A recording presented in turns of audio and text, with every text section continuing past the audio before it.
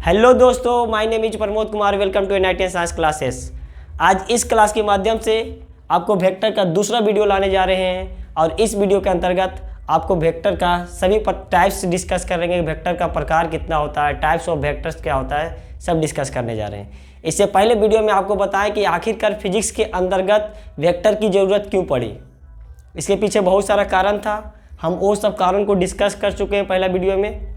उसके बाद आपको ये भी बताए थे कि किसी भी क्वांटिटी को, किसी भी राशि को अगर डिवाइड करना तो दो भाग में डिवाइड कर सकते हैं। एक होता है सदिश, एक होता है अदिश। तो सदिश मतलब वेक्टर क्वांटिटी, अदिश मतलब स्केलर क्वांटिटी। तो बताए थे कि अगर कोई भी राशि सदिश राशि तभी कहलाती है जब उसमें परिमाण और साथ साथ उसमें दिशा होता है। और इसके बारे में आपको बताए थे कि अगर कोई भी राशि अदिश राशि तभी कहलाती है केवल और केवल उसमें क्या होता है, परिमाण होता है, मतलब मैग्नीट्यूड का चर्चा होता है। तो ये सब बात हम कर चुके हैं इससे पहले वीडियो के लेक्चर के माध्यम से। अब हम बात करने जा रहे हैं सबसे पहले कि वेक्टर को किस प्रकार से निरूपित किया जाता है। तो इसको बोलते हैं, किस प्रकार से निरूपित करते हैं, मतलब रिप्रेजेंटेशन।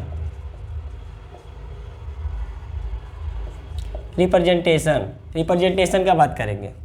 तो अगर मान लिया जाए कि अगर कोई भी बॉडी, मान लिया जाए कि ए नाम का कोई बॉडी है, ठीक है, और ए नाम का बॉडी है, ये 20 किलोमीटर ये चला, ठीक है।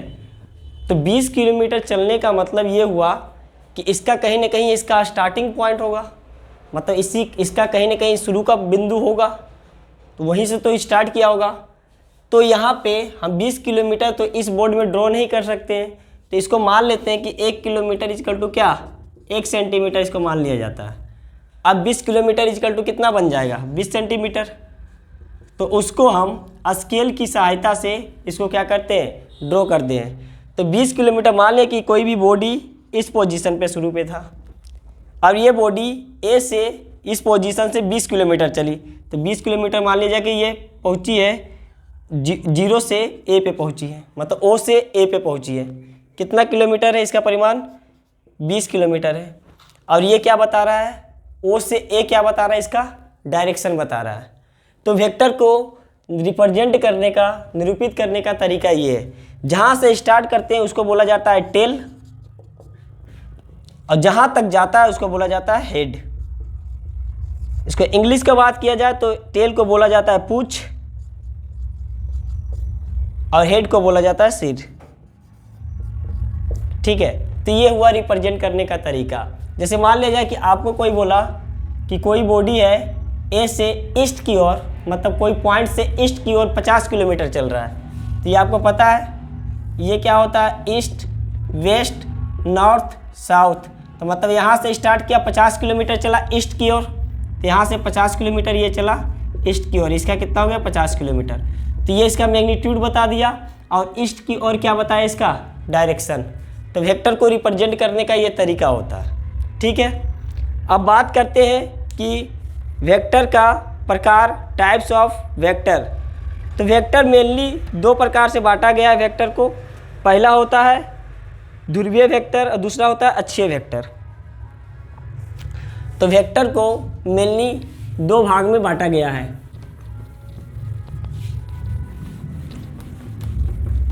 तो पहले बात कर लेते हैं हम लोग ध्रुवीय वेक्टर क्या होता है।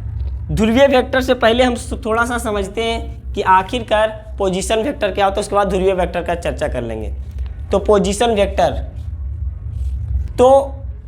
वेक्टर, तो किसी भी वेक्टर का पोजीशन डिसाइड करता है पोजीशन वेक्टर, मतलब किसी भी बॉडी का पोजीशन डिसाइड करता है स्थिति सदिश या पोजीशन वेक्टर। अगर मान लिया जाए कि कोई वस्तु को किसी पॉइंट से किसी पॉइंट पे जाना है, चाहे मान लिया जाए, सपोज कीजिए कि ये अपना x है, ये x डैश, ये y डैश, और ये हो गया z, ठीक है। तो इसको बात करते हैं कि मान लिया जाए कि कोई भी वस्तु O से P पॉइंट पे गया, O से P पॉइंट पे गया, तो ये क्या हो गया, पोजीशन वेक्टर। तो पोजीशन वेक्टर का मतलब हुआ कि x में वो कितना गया, y में कितना गया और z में कितना गया। मतलब पोजीशन वेक्टर का अगर डिफिनीशन लिखा जाए तो कोई भी वेक्टर पोजीशन वेक्टर स्थिति सदिश तभी कहलाएगा जब उस वेक्टर का कहीं ना कहीं क्या होगा, पोजीशन होगा, कहीं ना कहीं उसका स्थिति होगा। उसको हम लोग क्या बोलते हैं, पोजीशन वेक्टर के नाम से जाना जाता है। जैसे मान लिए कि ये कोई बॉडी है, ये बॉडी यहाँ से P पॉइंट पे गया, तो P पॉइंट पे गया तो इसका मतलब कि इसका स्थिति अभी कहाँ पे है, तो इसका स्थिति यही हुआ कि x में कितना गया, y में कितना गया और z में कितना गया। मतलब अगर ये त्रिविमीय होगा तो x y z का चर्चा होगा, अगर द्विविमीय होगा तो x और y का चर्चा होगा। यही होता है पोजीशन वेक्टर। ठीक है, पोजीशन वेक्टर से दो चीज़ आता है, एक आता है फिक्स वेक्टर, एक आता है फिक्स वेक्टर। ठीक है, तो फिक्स वेक्टर उसी वेक्टर को कहते हैं जिसका पूछ जो होता है फिक्स रहता है। मतलब जिसका पूछ इसी पे क्या रहता है, फिक्स रहता है, मतलब इसका टेल फिक्स रहता है। इसको हम लोग क्या बोलते हैं, फिक्स वेक्टर। एक होता है फ्री वेक्टर। फ्री वेक्टर का मतलब एक होता है फ्री वेक्टर। तो फ्री वेक्टर उसी को कहते हैं जो अपने से समानांतर, मान लिया जाए कि R कोई वेक्टर है, ठीक है, और ये फ्री वेक्टर तभी कहलाएगा, मतलब मुक्त सदिश। इसको हिंदी में अगर बोला जाए तो इसको बोला जाता है मुक्त सदिश बोला जाता है। तो मुक्त सदिश तभी कहलाएगा जब ये सदिश इसके समानांतर या तो इधर जा सकता है या तो इधर जा सकता है। मतलब फ्री अपना समानांतर में या तो इधर आगे बढ़ सकता है या तो पीछे बढ़ सकता है। इसको हम लोग क्या बोलते हैं, फ्री वेक्टर के नाम से जाना जाता है। इसी तरीके से वेक्टर का टाइप्स बहुत सारा है। तो मेनली वेक्टर को दो पार्ट में बांटा गया है। एक होता है मेनली वेक्टर को दो पार्ट में बांटा गया है। तो पहला जो टाइप्स है इसको बोलते हैं हम लोग ध्रुवीय सदिश और दूसरा है अक्षीय सदिश। पहला है वेक्टर का दो टाइप, एक होता है ध्रुवीय सदिश और एक होता है अक्षीय सदिश। अक्षीय सदिश, तो ध्रुवीय सदिश को बोलते हैं हम लोग पोलराइजेशन वेक्टर के नाम से जाना जाता है। ध्रुवीय सदिश को हम लोग बोलते हैं पोलर वेक्टर और इसको बोलते हैं एक्सियल वेक्टर। इसको बोला जाता है पोलर वेक्टर और इसको बोला जाता है एक्सियल वेक्टर इंग्लिश में। अब बात ये करते हैं कि आखिरकार पोलर वेक्टर क्या होता है, ध्रुवीय सदिश क्या होता है। तो ध्रुवीय सदिश वो सदिश कहलाता है जिसमें वस्तु की दिशा, जिसमें ध्रुवीय सदिश मतलब सदिश तभी कहलाता है जिसमें मतलब क्या, जिनकी कण की दिशा गति की दिशा में होती है, जिनके कण की दिशा गति की दिशा में होती है, उसको हम लोग क्या बोलते हैं, ध्रुवीय सदिश। फिर से हम रिपीट कर रहे हैं, कोई भी सदिश ध्रुवीय सदिश तभी कहलाती है जिनकी कण की दिशा उसकी गति की दिशा में होती है। जैसे मान लिया जाए कोई वस्तु है, ठीक है, इस वस्तु को, ये वस्तु को A से B पे जाना है, तो A से B पे जाने के लिए इसका गति की दिशा ये होगा और इसका कण की दिशा भी क्या होगा, इसी डायरेक्शन में होगा। तो इसको हम लोग क्या बोलते हैं, ध्रुवीय सदिश या पोलर वेक्टर के नाम से जाना जाता है। फिर से हम रिपीट कर रहे हैं, कोई भी सदिश ध्रुवीय सदिश तभी कहलाता है जब उसकी कण की दिशा उस कण की गति की दिशा में हो, उसको हम लोग क्या बोलते हैं, ध्रुवीय सदिश के नाम से जाना जाता है। तो इसका देखिए, इस वस्तु का सदिश जो होता है, इसका गति की दिशा और इसके कण की दिशा दोनों क्या है, एक ही दिशा में, तो इसको हम लोग क्या बोल देंगे, ध्रुवीय सदिश। दूसरा होता है अक्षीय सदिश, इसको इंग्लिश में एक्सियल वेक्टर बोला जाता है।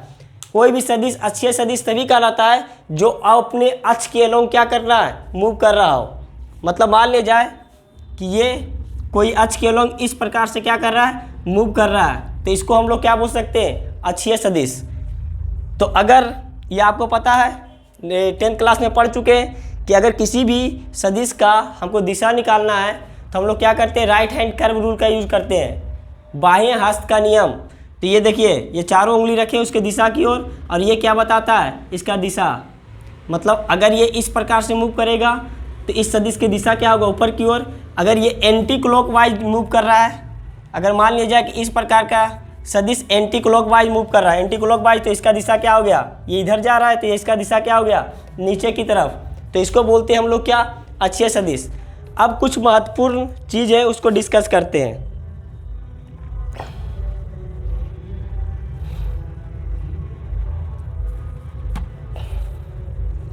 सदिश से संबंधित कुछ महत्वपूर्ण परिभाषाएं हैं। तो पहला परिभाषा है तुल्य सदिश या इक्विवेलेंट सदिश। मतलब सदिश से रिलेटेड कुछ कुछ महत्वपूर्ण परिभाषा है, उसको हम लोग डिस्कस करते हैं। तो पहला होता है तुल्य सदिश। इसको बोलते हैं हम लोग क्या, इक्विवेलेंट सदिश के नाम से जाना जाता है। इसको बोलते हैं हम लोग तुल्य सदिश। इसको इक्विवेलेंट वेक्टर के नाम से जाना जाता है इंग्लिश में, इक्विवेलेंट वेक्टर। तो बात करते हैं कि तुल्य सदिश क्या क्या कहलाता है।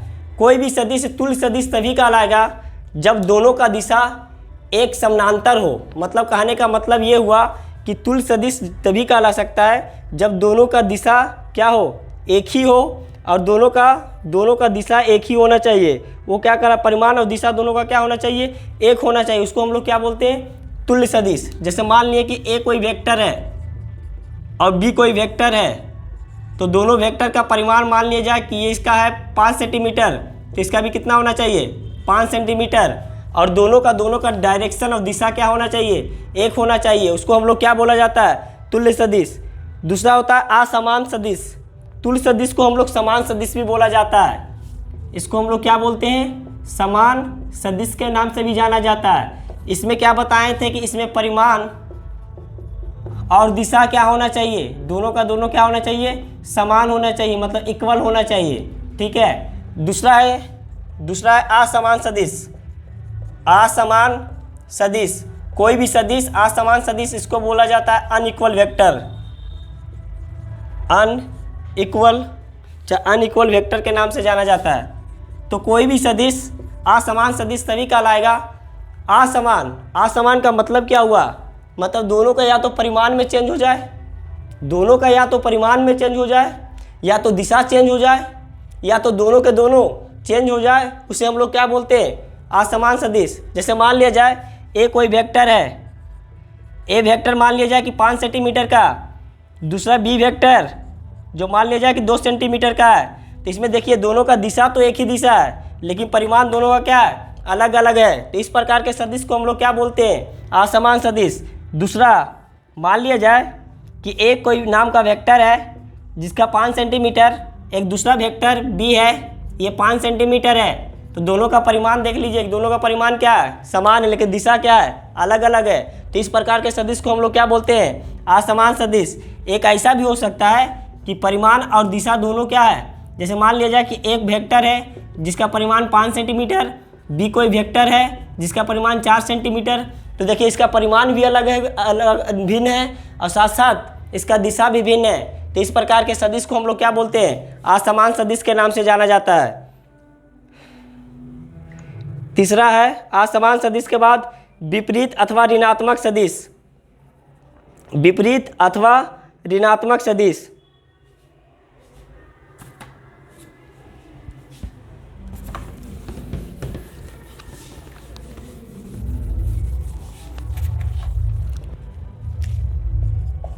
तीसरा है विपरीत अथवा ऋणात्मक सदिश। इसको बोला जाता है इंग्लिश में नेगेटिव वेक्टर। नेगेटिव वेक्टर के नाम से जाना जाता है। तो विपरीत अथवा ऋणात्मक सदिश वह सदिश है जिसका परिमाण तो समान हो, लेकिन दिशा क्या होना चाहिए, विपरीत। नाम से ही पता है, विपरीत अथवा ऋणात्मक सदिश, मतलब परिमाण समान लेकिन दिशा क्या होना चाहिए, विपरीत होना चाहिए। तो इस प्रकार के सदिश को हम लोग क्या बोलते हैं, विपरीत अथवा ऋणात्मक सदिश। जैसे मान लिए कि एक कोई वेक्टर है जिसका परिमाण 5 सेंटीमीटर, एक दूसरा वेक्टर जिसका परिमाण भी 5 सेंटीमीटर, लेकिन दोनों एक दूसरे के क्या है, विपरीत है। तो इस प्रकार के सदिश को हम लोग क्या बोलते हैं, विपरीत अथवा ऋणात्मक सदिश के नाम से जाना जाता है। नेक्स्ट है विपरीत अथवा एकांक सदिश। नेक्स्ट है एकांक सदिश। एकांक सदिश, इसको इंग्लिश में यूनिट वेक्टर बोला जाता है, यूनिट वेक्टर। तो एकांक सदिश वो सदिश कहलाता है जिसका मान कितना होना चाहिए, 1 होना चाहिए। फिर से हम रिपीट कर रहे हैं, कोई भी सदिश एकांक सदिश तभी कहलाता है जब उसका मान परिमाण कितना होना चाहिए, 1 होना चाहिए। उसको हम लोग क्या बोलते हैं, एकांक सदिश कहते हैं। एकांक सदिश को निरूपित करने का तरीका मतलब रिप्रेजेंट करने का तरीका होता है। तो रिप्रेजेंट करने का तरीका है, इसको बोलते हैं एन यूनिट वेक्टर से डिनोट किया जाता है। बहुत सारे बुक में ए वेक्टर के से भी डिनोट किया है, ठीक है। तो एन यूनिट वेक्टर इसको एकांक सदिश बोला जाता है। तो एन यूनिट वेक्टर इसको लिखने का तरीका है vector n by mod of n, और इसका मान जो होता है कितना होता है, 1 के बराबर होता है, ठीक है। तो एकांक सदिश वो सदिश कहलाता है जिसका मान क्या होना चाहिए, 1। लेकिन इसको निरूपित करने का तरीका, इसको हम लोग पढ़ते हैं एन कैप। इसको हम लोग क्या पढ़ते हैं, एन कैप, क्योंकि एन पे क्या है, टोपी है, इसलिए इसको क्या पढ़ा जाता है, एन कैप। अगर एकांक सदिश जहाँ भी आएगा वहाँ पे कैप का निशान लग जाएगा। यही है यूनिट वेक्टर मतलब निरूपण करने का तरीका। तो n cap equal to n vector by mod of n vector, इसका मान कितना होता है, 1। याद रखिएगा, नोट में करके लिख लीजिए इसको कि यूनिट वेक्टर का यूज हम लोग या एकांक सदिश का यूज हम लोग करते हैं अदिश को सदिश बनाने में। इसका यूज हम लोग कहाँ करते हैं, इसका यूज करते हैं अदिश को सदिश बनाने में किया जाता है, सदिश बनाने में करते हैं, ठीक है। तो अदिश मतलब स्केलर को किसमें, वेक्टर में चेंज करने के लिए करते हैं, क्योंकि ये एक प्रकार का क्या है, ये एक प्रकार का सदिश है और इसका वैल्यू कितना होता है, 1। तो किसी भी अदिश से अगर इसको गुना करेंगे 1 से तो कोई इफेक्ट उस वैल्यू पे नहीं पड़ेगा, इसलिए इसका उपयोग क्या किया जाता है, अदिश को सदिश बनाने में किया जाता है। तो ये था एकांक सदिश। एकांक सदिश के बाद नेक्स्ट है संरेखीय सदिश। वह सदिश कहलाता है संरेखीय सदिश। संरेखीय सदिश वह सदिश कहलाता है जिसका परिमाण तो क्या हो, समान हो या समान नहीं भी हो सकता है, लेकिन वो दोनों अपने, जैसे मान लिया जाए कि ए कोई वेक्टर है, एक दूसरा वेक्टर हम बी ले लिए, दोनों वेक्टर एक दूसरे के क्या है, समानांतर है। तो दोनों सदिश एक दूसरे के समानांतर होना चाहिए, लेकिन दोनों का दिशा, दोनों का डायरेक्शन एक दूसरे के विपरीत होना चाहिए। तो इस प्रकार के सदिश को हम लोग क्या बोलते हैं, संरेखीय सदिश बोला जाता है। मतलब एक ही रेखा के समानांतर या तो उसके दिशा में क्या होना चाहिए, विपरीत होना चाहिए, तो इसको हम लोग क्या बोलते हैं, संरेखीय सदिश। नेक्स्ट है शून्य सदिश। तो शून्य सदिश वो सदिश कहलाता है जिसका परिमाण क्या होना चाहिए, शून्य होना चाहिए, शून्य सदिश। तो शून्य सदिश इसको बोलते हैं इंग्लिश में जीरो वेक्टर, ठीक है। इसको जीरो वेक्टर से निरूपित किया जाता है। तो कोई भी सदिश शून्य सदिश तभी कहलाता है जब उसका मैग्नीट्यूड मतलब परिमाण कितना होना चाहिए, 0, और उसमें कुछ न कुछ डायरेक्शन होना चाहिए। तो उस प्रकार के सदिश को हम लोग क्या बोलते हैं, शून्य सदिश। तो ये था वेक्टर का प्रकार, टाइप्स ऑफ वेक्टर, जो करीब करीब वेक्टर का टाइप्स मैं डिस्कस कर चुका हूँ। फिर आगे इसका वेक्टर का नेक्स्ट लेक्चर नेक्स्ट वीडियो में। Thank you for watching.